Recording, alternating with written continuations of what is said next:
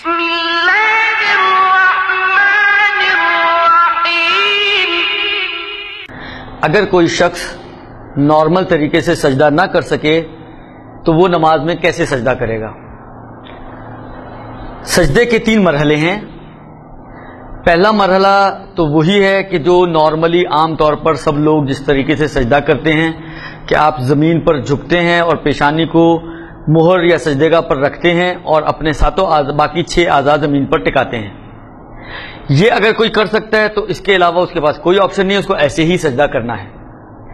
دوسرا مرحلہ یہ ہے کہ اگر ایسا سجدہ نہ کر سکے لیکن پیشانی کو تھوڑا اونچا کر کے زمین سے کسی چیز پر ٹکا سکتا ہو، اتنا اونچا ہے کہ عرفاً یہ کہلائے کہ آپ حالت سجدہ میں ہیں۔ اور اس کتنی اونچائی ہونی چاہیے؟ یہ ایک بک اتنی، یعنی یہ زمین ہے، زمین سے اس بک کی اونچائی جتنا اونچا کر کے مثلا 3-4 بکس رکھیں آپ اور اس کے اوپر پھر مہر رکھ دیں اور پھر اپنی پیشانی کو رکھیں اور باقی اعضاء زمین پر ہوں۔ یہ دوسرا مرحلہ ہے۔ اگر یہ پاسبل ہے تو پھر اسی طریقے سے سجدہ کرنا ہوگا۔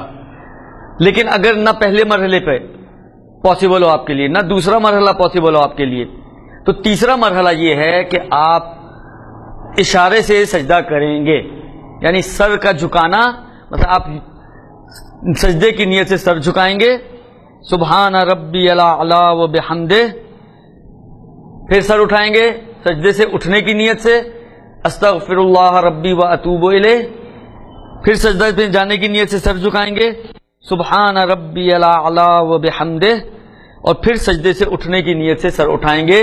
تو اس طریقے سے آپ کا سجدہ نماز میں مکمل ہو جائے گا۔ اللہم صل علی محمد